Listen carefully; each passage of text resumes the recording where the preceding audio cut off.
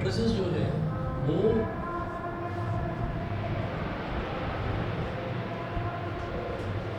Plural form है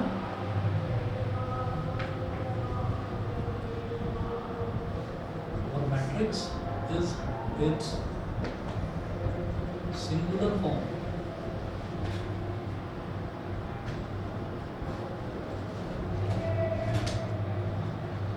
matrix जो है वो इसकी सिंगुलर फॉर्म।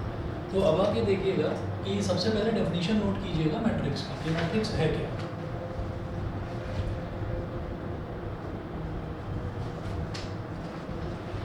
मैट्रिक्स लिखिएगा, it is an ordered rectangular array of numbers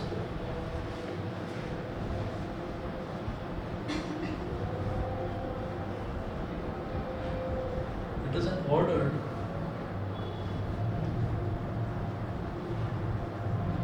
rectangular array. It is an ordered rectangular array of numbers or functions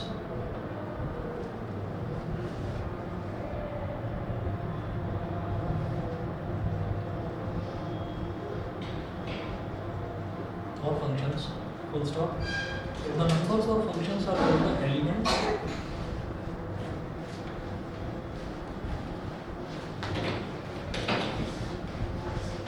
The numbers or functions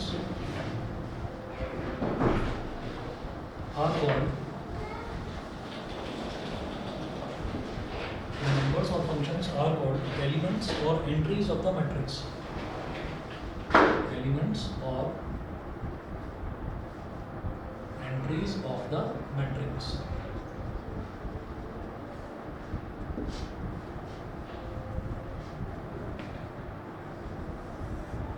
Elements or entries of the matrix. Example.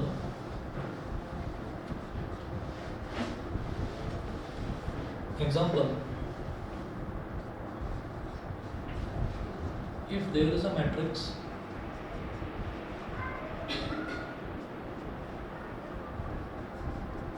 A is equal to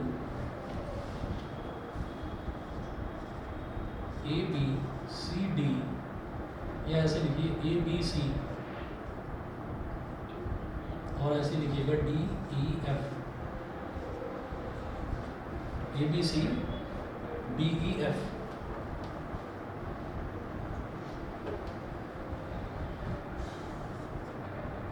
इसको बोलिएगा रो 1, इसको बोलिएगा रो 2, इसको बोलिए column 1, इसको बोलिए column 2,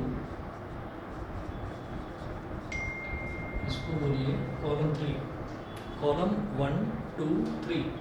तो देखिएगा ऐसा होता है कि मैट्रिक्स में क्या है कि मैट्रिक्स में जो हमको नंबर्स दे रखे हैं ना, उन नंबर्स को हम अरेंज करके लिखते हैं, प्रॉपर तरीके से लिखा जाता है। एक एरे होता है, एरे का मतलब एक प्रॉपर फॉर्मेट है, तो प्रॉपर फॉर्मेट में नंबर्स को लिखने का जो तरीका है दैट इज़ कॉल्ड मैट्रिक्स। अच्छा, अब ये यूज़ क्यों होता है, कहाँ पर यूज़ होता है, वो भी अभी बताऊँगा और एक एग्जाम्पल देकर। तो लिखने का जो तरीका है, लिखने का जो तरीका एक्चुअली मैट्रिक्स को अगर देखें तो मैट्रिक्स का मतलब होता है एक जाल।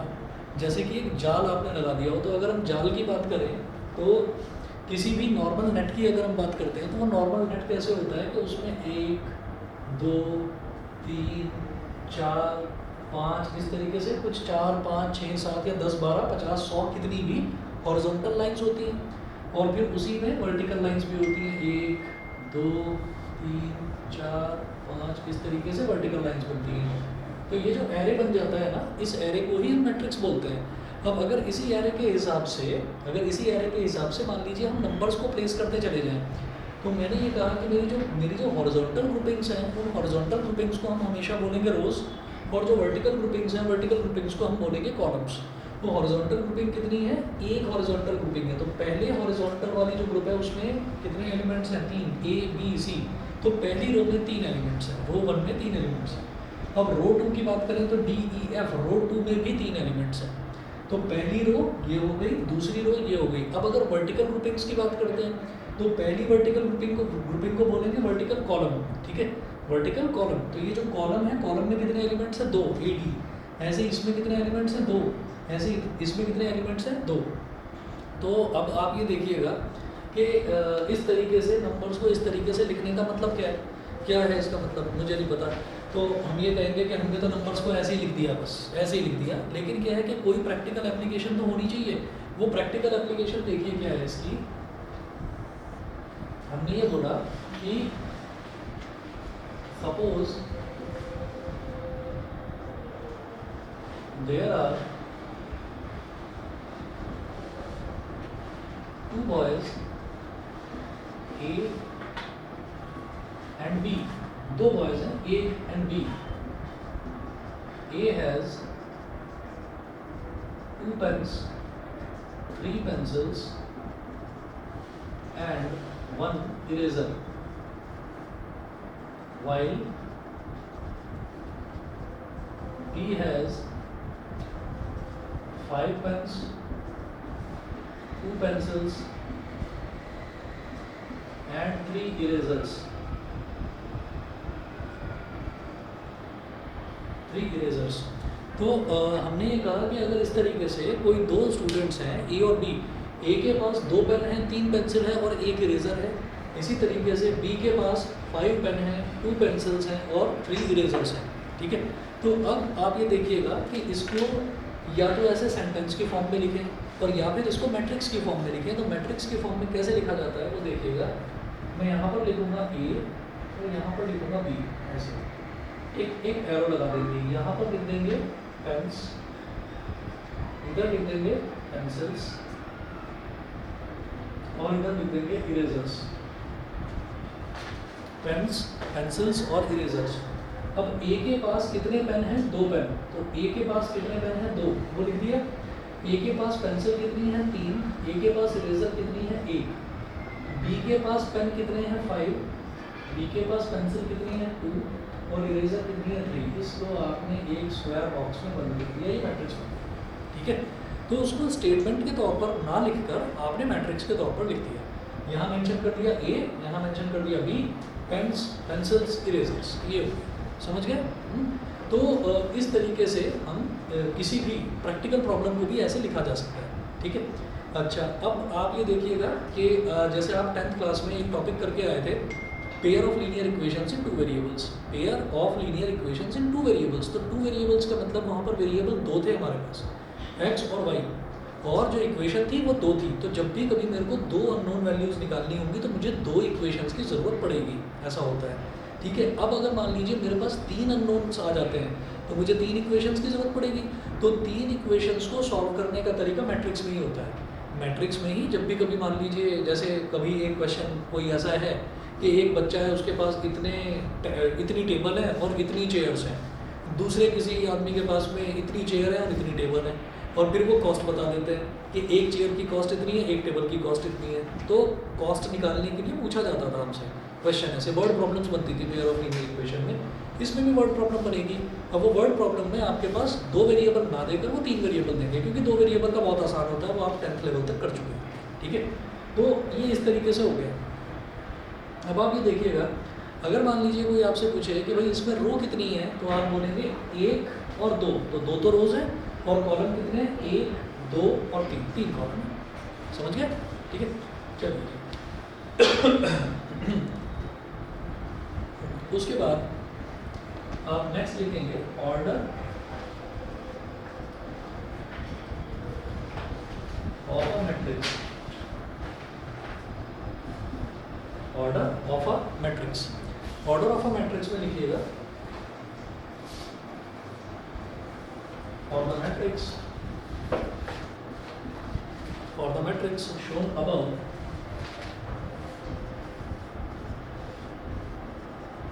for the matrix shown above, we can clearly see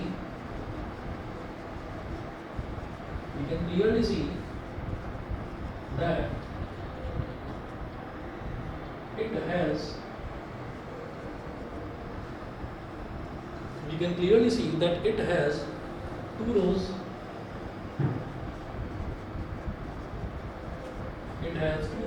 and 3 columns. So its order is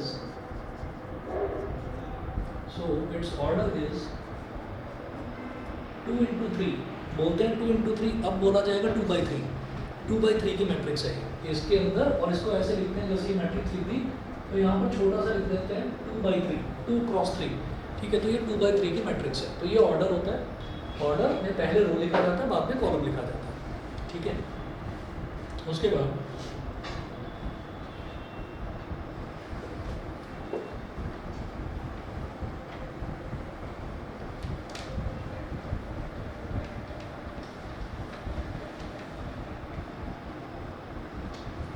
बाद नोट करके लिखिएगा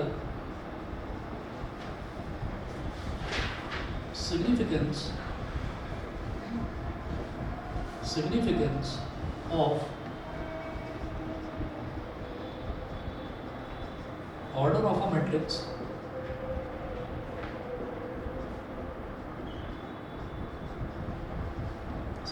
of order of a matrix is that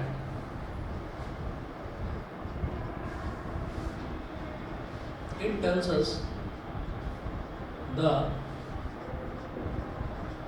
number of elements. It tells us the number of elements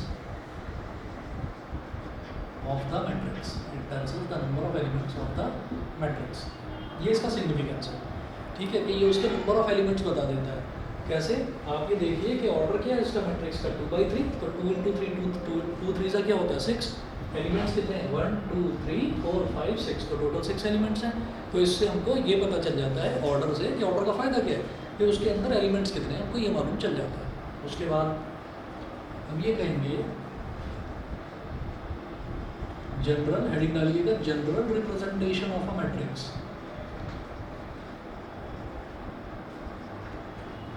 general representation of a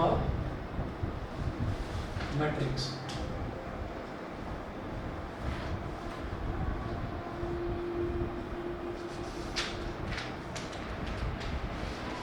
A matrix capital A is generally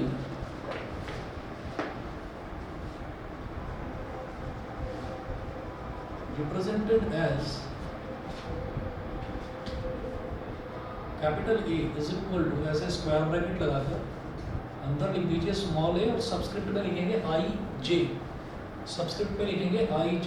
अगर दिखाई ना दे रहा हो online वालों को, दोबारा लिख रहा हूँ. स्मॉल a सबस्क्रिप्ट में पहले लिखेंगे I, फिर लिखेंगे J, फिर स्क्वायर ब्रैकेट ऐसे लगा के बंद कर दो और यहाँ लिखो M cross N, where M is number of rows and N is number of columns. तो M हो गया नंबर ऑफ रोज और N हो गया नंबर ऑफ कॉलम्स. ठीक है, तो for a matrix of order 2 by 3 है, अभी 2 by 3 ही लेते हैं, फिर आगे और देखेंगे. और matrix of order 2 by 3 it can be generally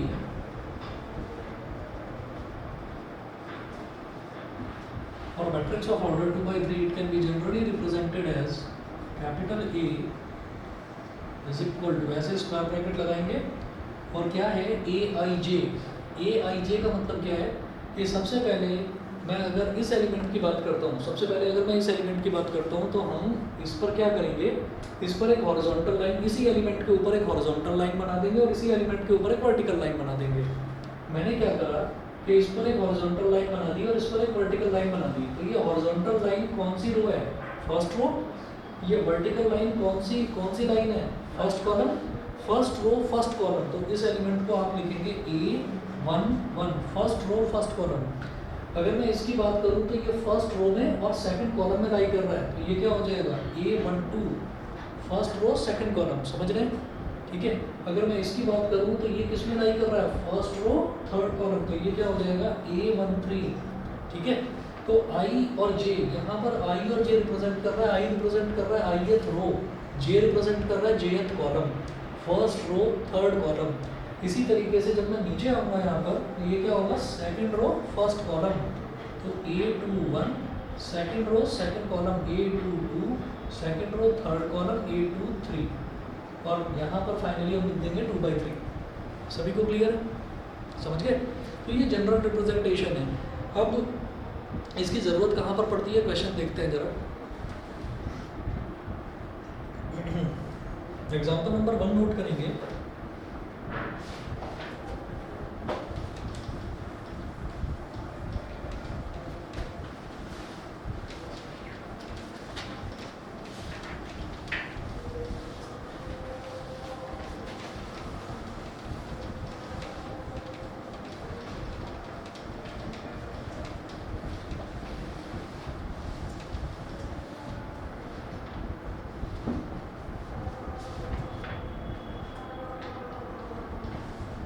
example number 1 note करेंगे।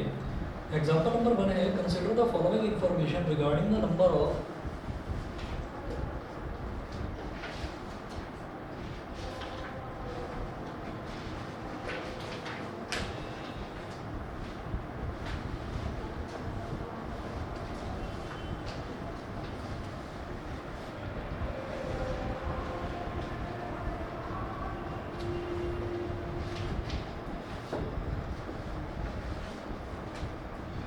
Consider the following information regarding the number of men and women workers in 3 factories.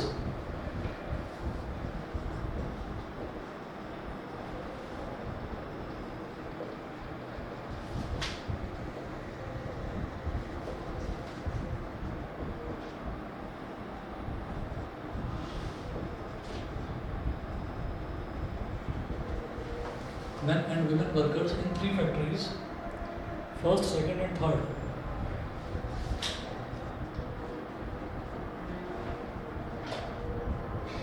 First second and third.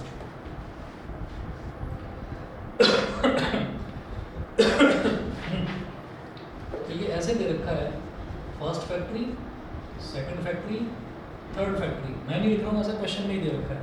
First second third, इधर लिखा है man workers और इधर लिखा है women workers।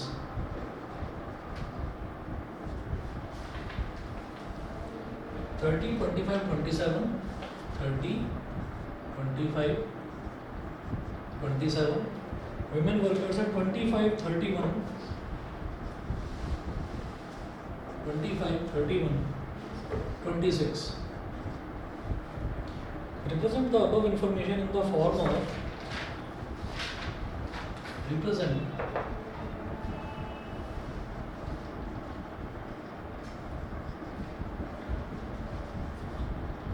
the above information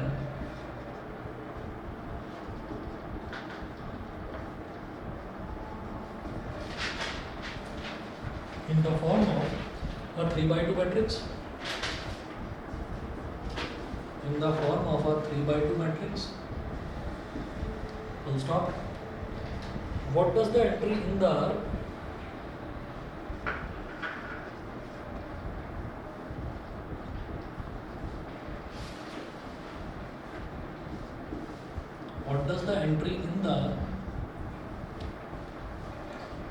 third row and second column represent? In the third row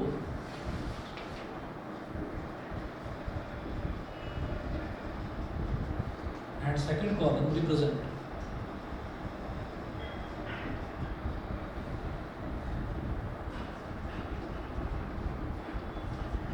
आप ये देखिए, ये मैट्रिक्स ही तो बन गई, और इन्होंने क्या बोला है कि आपको मैट्रिक्स बनानी है, किस ऑर्डर की बनानी है, 3/2 की मैट्रिक्स बनानी है, यानी कि 3 रो होनी चाहिए और 2 कॉलम होने चाहिए। तो 3 रो, 1 2 और 3, तो 3 रो हो गई, 2 कॉलम, 1 और 2, 2 कॉलम हो गए, ठीक है। तो हम ये कहेंगे रिक्वायर्ड मैट्रिक्स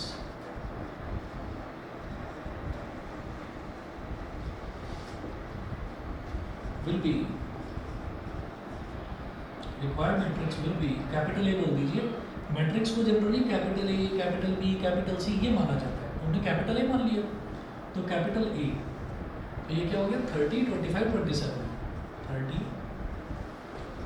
25, 27, 25, 31, 26, 25, 31, 26, ये हो गया। तो 1, 2, 3, 3 रो और 1 और 2, 2 कॉलम, तो 3/2 ये हो गया, 3/2 हो गया। तो ये तो हमारी मैट्रिक्स हो गई। उसके बाद वो बोल रहे हैं what does the entry in the third row and second column represent, तो third row and second column 26 हो गया, थर्ड रो और सेकंड कॉलम तो 26, ठीक है। तो इसका मतलब वो बोल रहे हैं कि what does the entry in the third row and second column represent, तो entry in the third row and second column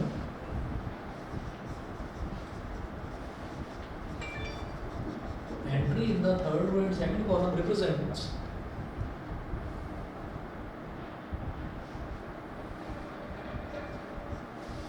that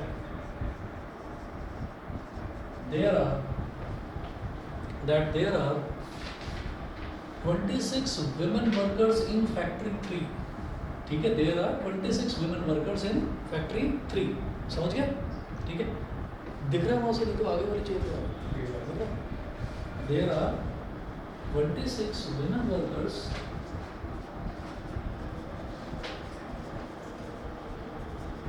इन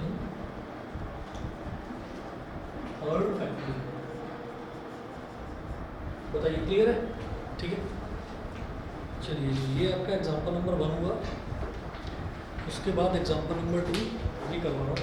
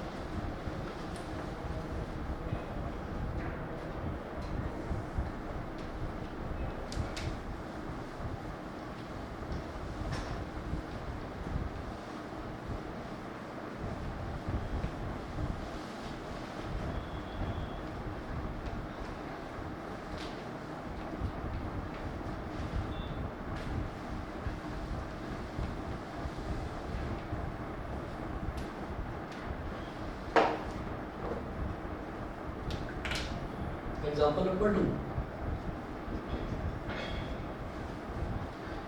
इसमें है if a matrix has 8 elements,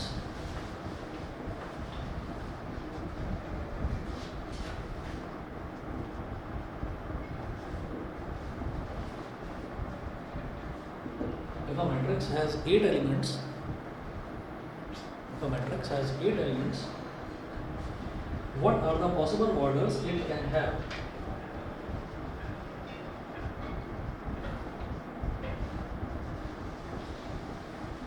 What are the possible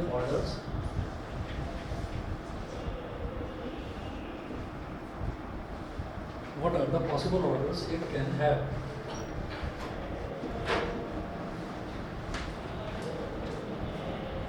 तो क्या क्या पॉसिबल ऑर्डर्स हो सकते हैं? हमें मालूम है कि जैसे कि 2/3 था, तो 2/3 का मतलब क्या है कि 2 × 3, तो इसका मतलब इसके अंदर 6 एलिमेंट्स होंगे। तो अगर 3/2 की मैट्रिक्स होगी तो भी उसके अंदर 3 × 2 मतलब 6 ही एलिमेंट्स हो गए। तो अगर किसी मैट्रिक्स के अंदर 8 एलिमेंट्स हैं तो उसके ऑर्डर्स क्या क्या हो सकते हैं? जो भी 8 के मल्टीपल्स हो, ऑर्डर्स कैन बी 1/8 कॉमा, पहले तुम मतलब 1 2 3 4 ऐसे लिखो, 1/8, 2/4 और फिर 4/2 और फिर 8/1। बस ये हो सकता है, ऑर्डर्स तो नहीं हो सकता। तो ये 4 ऑर्डर्स हो सकते हैं। 1/8 का मतलब कि एक ऐसी मैट्रिक्स जिसमें एक ही रो हो और 8 कॉलम्स हो, ठीक है। जैसे मान लीजिए सिर्फ यही होता, सिर्फ A11, A12, A13, सिर्फ ये होता, ये नीचे वाले एलिमेंट्स मान लीजिए होते ही नहीं, ठीक है। तो इस मैट्रिक्स का ऑर्डर क्या हो जाता है 1/3। इसमें एक ही रो है और 1 2 3 कॉलम है, समझ गए। तो ये 1/3 हो जाता। तो इसी तरह से अगर एक ही रो हो और 8 कॉलम्स हो तो 1/8 होगा, ठीक। अच्छा, ये 8/1 का मतलब क्या है? 8/1 का मतलब ये है कि 8 रोज हो और एक कॉलम हो। एक कॉलम का मतलब ऐसे सीधा एक कॉलम है और उसमें 8 एलिमेंट्स ऐसे लिखे हुए हैं, ठीक है। तो वो 8/1 हो जाएगा। क्लियर? अच्छा, अगला देखिएगा एग्जांपल नंबर 3।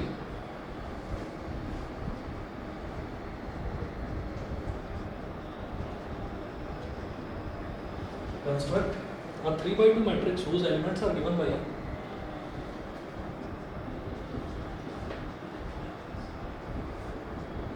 आप दोनों को समझ में आ रहा है? ऑनलाइन वाले बताएं भाई। Yes sir. ठीक है, yes. Okay. Construct a 3/2 matrix whose elements are given by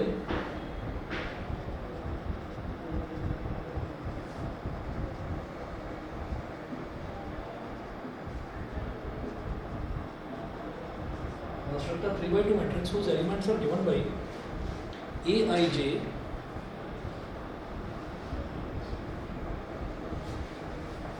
Aij is equal to 1/2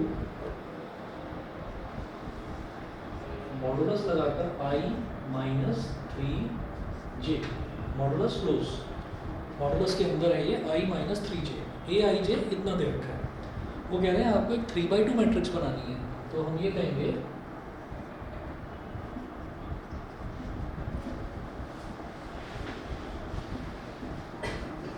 a 3/2 matrix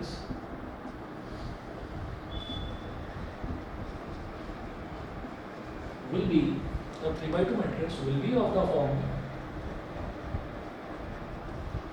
a 3/2 matrix will be of the form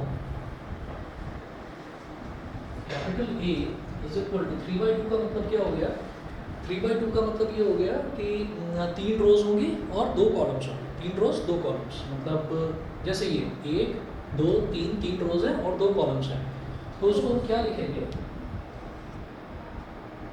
हम क्या लिखेंगे कि पहली रो पहला कॉलम A11, पहली रो दूसरा कॉलम A12, तो एक रो हो गई और 2 कॉलम हो गए, ठीक है।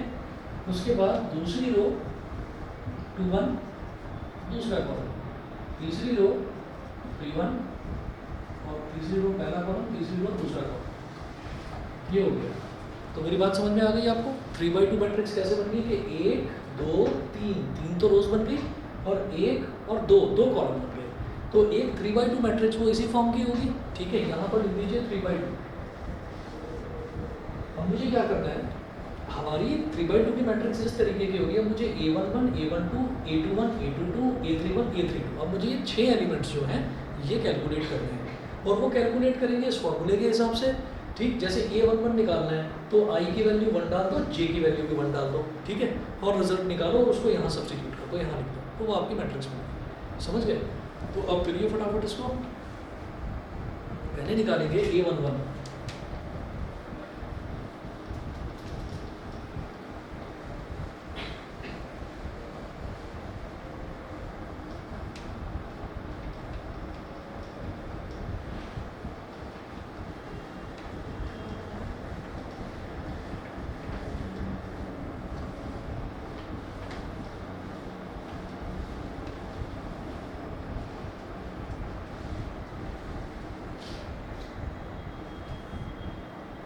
A11, तो A11 क्या हो जाएगा? 1/2 as per this formula, 1/2 modulus में 1 माइनस 3 इंटू 1, 1/2 मॉडुलस में 1 माइनस 3, 1 माइनस 3 मतलब -2 का मॉड जो है वो भी 2 हो जाएगा, 2 से 2 कट गया तो A11 का रिजल्ट क्या आ गया 1। अब इसी तरीके से A12 निकालेंगे। A12 is equal to 1/2 modulus I minus 3j, तो 1 माइनस 3 इंटू 2, तो 3 2 ज़ा 6, 1 माइनस 6 विल बी -5 और -5 का मॉड इज 5, तो ये हो गया 5/2, ये हो गया A12। इसी तरीके से A21 निकालेंगे। अगला एलिमेंट A21 है, A21 क्या हो जाएगा I माइनस 3j, तो 2 माइनस 3 इंटू 1, तो 2 माइनस 3 इज -1, -1 का मॉड इज +1, तो ये हो गया 1/2। A22 is equal to 1/2 I minus 3j, यानी कि 2 माइनस 3 इंटू 2, तो 3 2 ज़ा 6 हो गया, 2 माइनस 6 इज -4 और -4 का मॉड हो गया +4, 4/2 इज 2।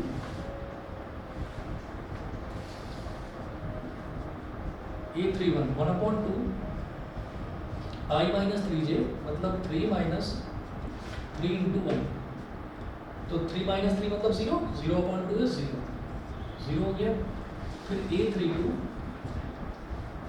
1/2 3 माइनस 3 इंटू 2, तो 3 2 ज़ा 6, 3 माइनस 6 इज -3, -3 का मॉड इज +3, तो 3/2 ये हो गया। Therefore required matrix will be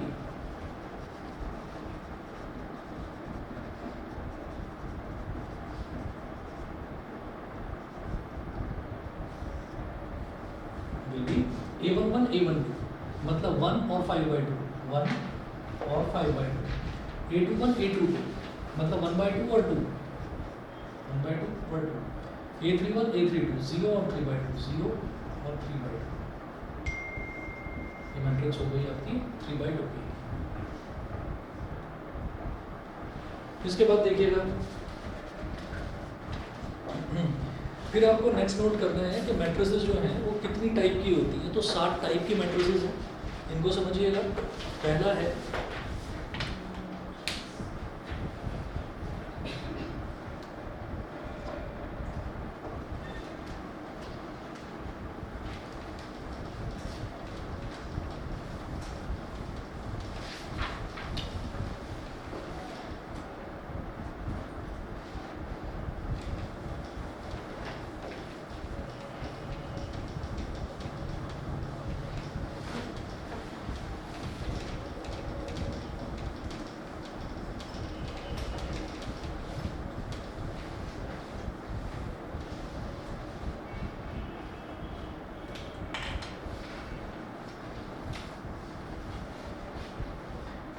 हाँ जी, हेडिंग डालिएगा types of matrices.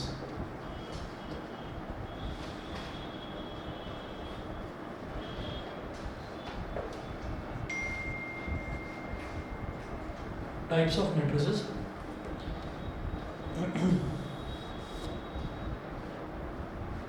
Types of matrices में फर्स्ट लिखेंगे column matrix.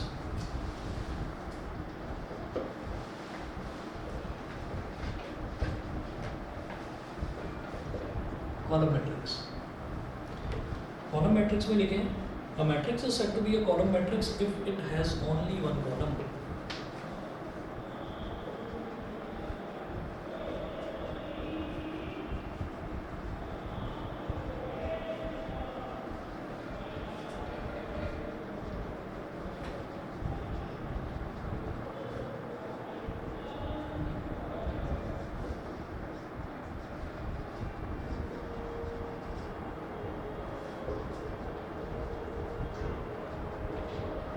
Matrix is said to be a column matrix if it has only one column। कैसे?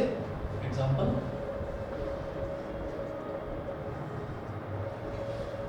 A B C D, तो आप ये देखिए इसमें एक ही तो कॉलम है, तो एक कॉलम है।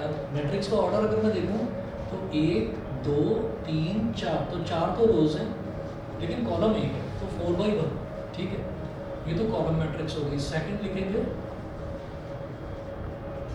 Row matrix,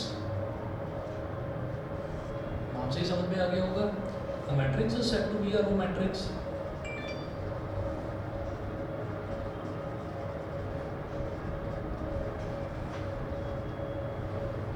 matrix is said to be a row matrix if it has only one row, अगर उसमें केवल एक ही रो है तो उसको रो मैट्रिक्स बोलेंगे। Example A is equal to, यहीं पर इस मैट्रिक्स को जो ऐसे लिखी हुई है इसको ऐसे लिख दो horizontally, A B C D, तो केवल एक ही रो है और कॉलम कितने हैं, 1 2 3 4, 4 कॉलम है, वही हो गई 1/4 की, जिसमें एक ही रो हो उसको रो मैट्रिक्स बोलते हैं। थर्ड लिखेंगे square matrix.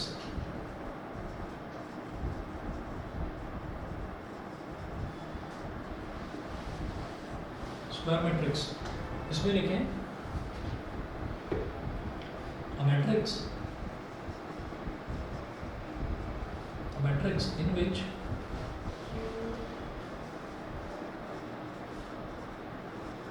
a matrix in which number of rows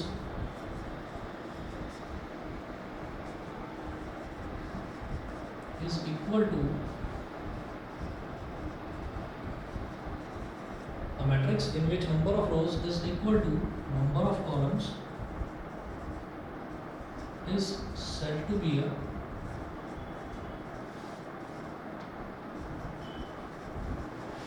square matrix, is said to be a square matrix। इसका एग्जांपल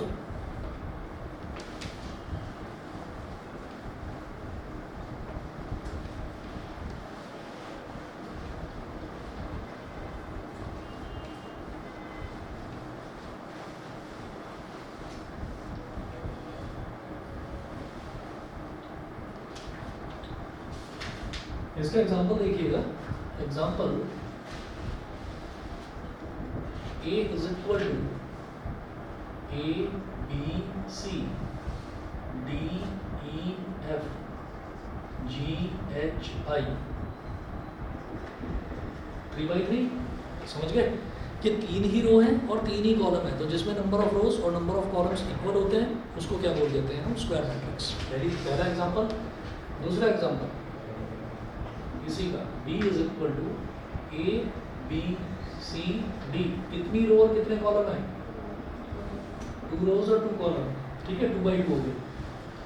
एक और एग्जांपल लिखिए, A कितनी रो और कितने कॉलम, 1/1, एक ही रो और एक ही कॉलम, तो 1/1। तो ये 3 तरीके की हमारे पास हो गई स्क्वायर मैट्रिक्स, ठीक है। उसके बाद अगला लिखेंगे और देखें diagonal matrix.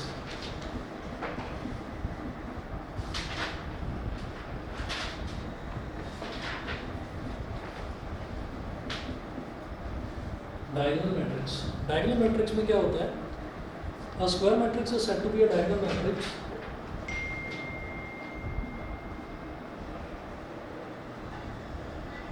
a square matrix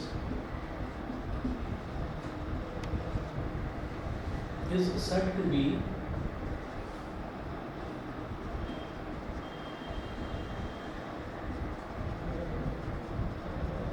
a square matrix is said to be a diagonal matrix if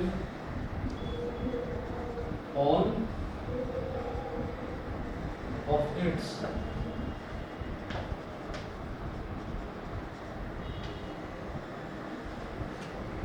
of its non-diagonal elements are 0। अगर इसके सारे नॉन डायगोनल एलिमेंट 0 हो जाएंगे। अब देखिए ऐसा होता है स्क्वायर मैट्रिक्स की, अगर मैं बात करूँ example A is equal to, तो पहले देख लीजिएगा, लिखना मतलब इस चीज़ को, ये मैं आपको समझा रहा हूँ। जैसे ही हमारे पास है A B C D E F G H I, ABC DEF GHI, तो ये हमारे पास एक स्क्वायर मैट्रिक्स है, ठीक है। ये अभी जो है ये डायगोनल मैट्रिक्स नहीं है, तो ये अभी एक स्क्वायर मैट्रिक्स है। अब इसमें देखिएगा कि स्क्वायर मैट्रिक्स का मतलब क्या है कि अगर मैं इसको इस तरीके से ऐसे जो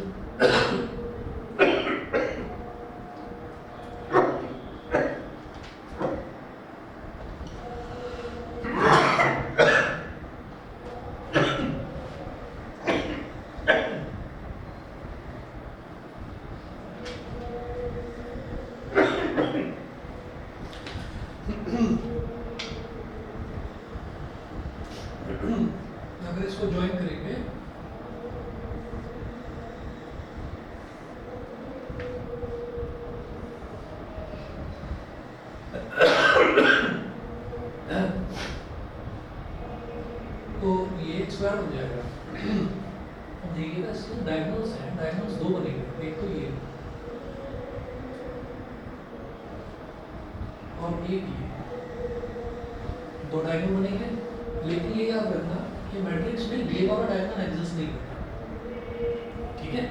मैट्रिक्स में डायगोनल बस एक ही एग्जिस्ट करेगा, ये top left to top right, top left to top right, ये वाला डायगोनल एग्जिस्ट करेगा, दूसरा कोई एग्जिस्ट नहीं करेगा। तो आप ये देखिएगा कि ये तो हमारे पास एक स्क्वायर मैट्रिक्स आ गई थी। अब आपको करना क्या है, ये मैं हटा रहा हूँ,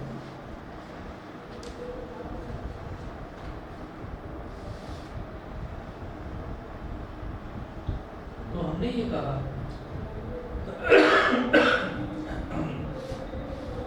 A 0 0 0 B 0 0 0 C, केवल ये वाला डायगोनल एग्जिस्ट करता है, top left to top right वाला डायगोनल एग्जिस्ट करता है।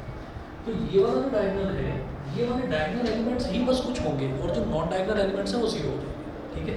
तो ऐसी मैट्रिक्स को हम बोल देते हैं डायगोनल मैट्रिक्स, क्लियर है? चलिए अब इसके बाद ऑनलाइन वाले बता दें भाई, क्लियर है? हाँ जी, हाँ 3/3 Yes, sir. 3/3 रहेगा। अगर मान लीजिए 2/2 की मैट्रिक्स है, जैसे मान लो ये 2/2 की मैट्रिक्स है, तो यहाँ पर आपने क्या करा, इधर भी 0 कर दिया, इधर भी 0 कर दिया, ठीक है। तो ये क्या हो गया कि यही वाला डायगोनल माना जाता है, ठीक। तो ये क्या हो गया आपके पास, ये एक डायगोनल मैट्रिक्स हो गई 2/2 ऑर्डर की, ठीक है। हाँ जी,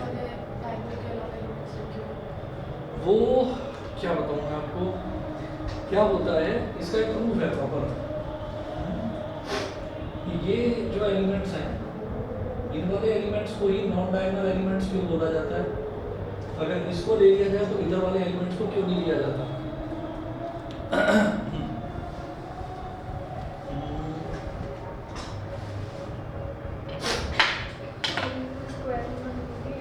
स्क्वायर मैट्रिक्स होना जरूरी है, पता तो हो।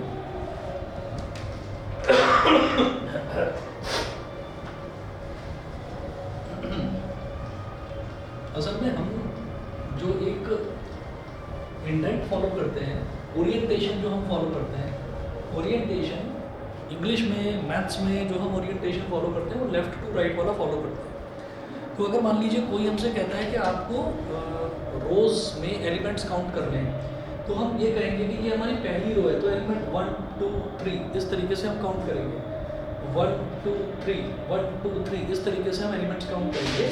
तो जब भी हम चलते हैं, तो जैसे यहाँ पर तो ABCDEFGH लिखा था, हमें ये देखना होता है कि A11 A12 A13 ये हो गया, फिर हम लेंगे A21 A22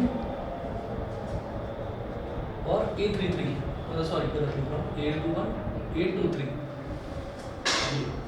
और फिर A31 A32 और A33 ये है। तो जब भी कभी ये बोला जाता है कि आपको डायगोनल एलिमेंट्स की बात करनी है, तो डायगोनल एलिमेंट्स आपको वही लेने हैं जहाँ पर आपका जो रो है और कॉलम है वो इक्वल हो, ठीक है। तो इसलिए अगर हम डायग्रामेटिकली देखें तो डायग्रामेटिकली तो हमारे पास एक ये भी बन जाएगा A31 A22 और A13। यहाँ पर केवल इसका ही रो और कॉलम इक्वल आ रहे हैं, इन दोनों के रो और कॉलम, इन दोनों के रो और कॉलम इक्वल नहीं आ रहे, लेकिन इन दोनों के रो और कॉलम ये इक्वल आ रहे हैं, ठीक है ना। तो इसलिए हम ये कहेंगे कि डायगोनल केवल एक एग्जिस्ट करेगा, बाकी दोनों डायगोनल एग्जिस्ट नहीं करेंगे। वो एग्जिस्ट कब करता, वो एग्जिस्ट कब करता कि अगर मैथ्स भी उर्दू की तरह लिखी जाती, कैसे कि भाई हमारा यहाँ से हमने 1 2 3 ऐसे करा, अगर हम 1 2 3 इस तरह से लिखते हैं, मतलब अगर हमारा ओरिएंटेशन मैथमेटिक्स में राइट टू लेफ्ट होता तो फिर ये वाला डायगोनल लिया जाता। तो डायगोनल मैट्रिक्स की जब हम बात करेंगे तो डायगोनल मैट्रिक्स के जो नॉन डायगोनल एलिमेंट्स हैं वो तो सारे जीरो हो जाएंगे, और नॉन डायगोनल के अलावा वाले जो एलिमेंट्स होने चाहिए ना, उसमें नंबर ऑफ रो और नंबर ऑफ कॉलम इक्वल होना चाहिए, ठीक है। नहीं तो हम ये कहेंगे कि क्योंकि कंडीशन ही इसमें ये है कि डायगोनल मैट्रिक्स वही मैट्रिक्स होगी जो कि स्क्वायर होगी, क्योंकि डायगोनल तो रेक्टेंगल में भी बनता है। और अगर मैं 3/2 की मैट्रिक्स ले लूँ, A11 A12 A13 और A21 A22 और A23 ये अगर मैं ले लूँ, तो यहाँ पर मेरे को ये दोनों तो मिल रहे हैं, लेकिन इसको डायगोनल नहीं बोला जाएगा। डायगोनल तो ये होगा पूरा का पूरा रेक्टेंगल का, ठीक है ना। तो उसमें ये वाला एलिमेंट स्किप कर रहा है। तो इसलिए हमको डायगोनल एलिमेंट्स वही लेने हैं जहाँ पर हमारा ith रो jth कॉलम दोनों के दोनों इक्वल हो, 1 1 2 2 3 3 ये equal। सही है, समझ गए? ठीक। अच्छा, तो डायगोनल मैट्रिक्स के बाद में ऑनलाइन वाले बच्चे बताएं, क्लियर है? Yes, sir. ठीक है, चलिए जी। इसके बाद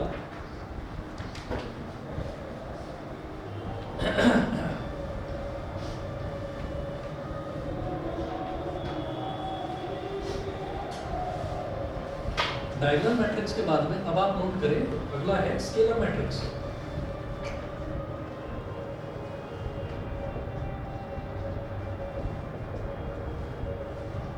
scalar matrix, a diagonal matrix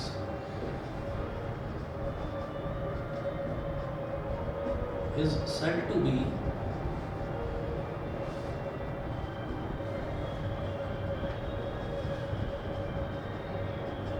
a diagonal matrix is said to be a scalar matrix.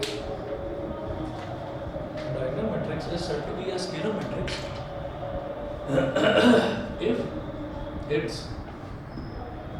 if its diagonal elements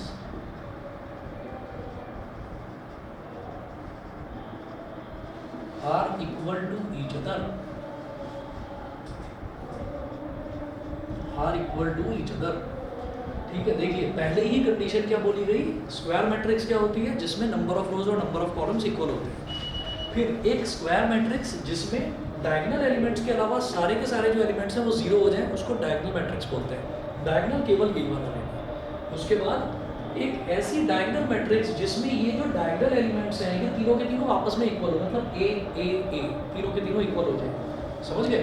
क्योंकि वो डायगोनल मैट्रिक्स है, तो डायगोनल मैट्रिक्स नेसेसरीली या स्क्वायर मैट्रिक्स, तो वो स्क्वायर मैट्रिक्स तो होगी ही, उसके नॉन डायगोनल एलिमेंट्स सारे जीरो हो जाएंगे और जो डायगोनल एलिमेंट्स हैं वो सारे के सारे इक्वल हो जाएंगे एक दूसरे के। तो example, capital A is equal to 2 2 2 0 0 0 0 0 0।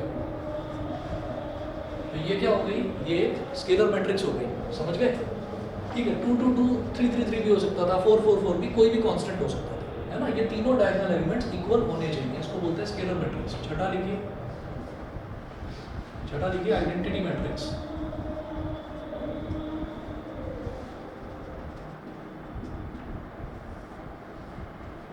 A diagonal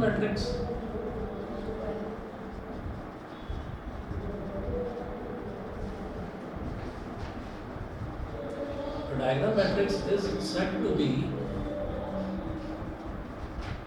an identity matrix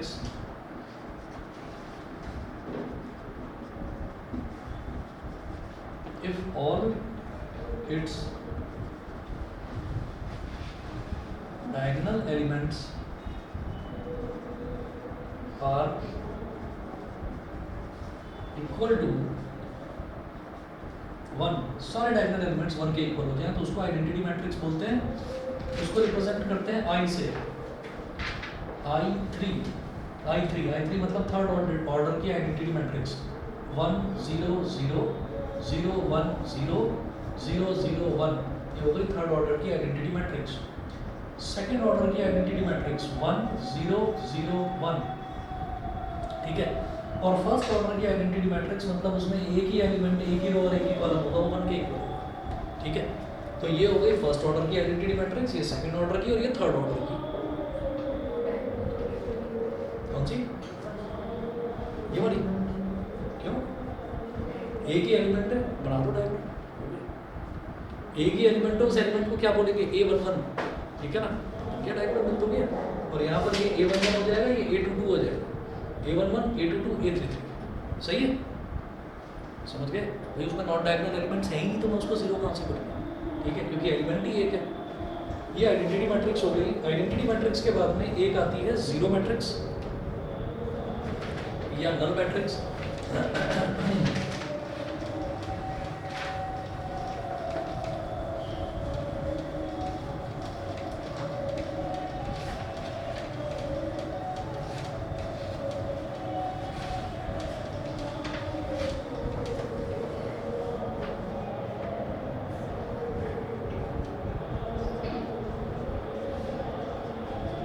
zero और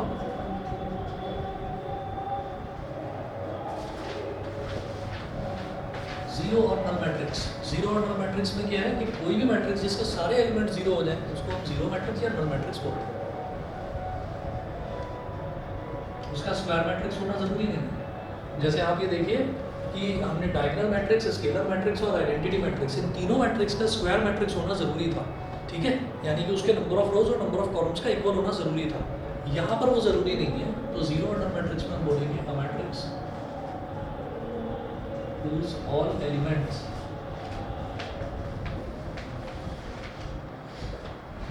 are equal to zero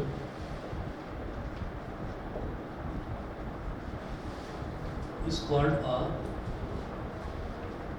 zero or null matrix, is called a zero or null matrix, ठीक है। Example A is equal to 0 0 0 0 0 0, तो ये 2 रो और 3 column तो 2/3 की एक null matrix होगी, ठीक है।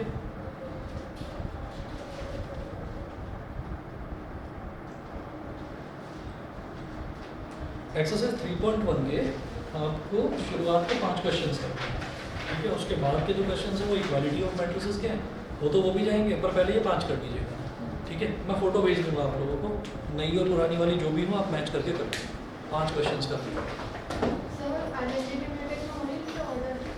हाँ ऑर्डर लिख तो दिया, 3 लिख दिया, तो इसका मतलब ये थर्ड ऑर्डर की आइडेंटिटी मैट्रिक्स, मतलब 3/3 2/2 1/2, ठीक है ना। अभी भेज रहा हूँ।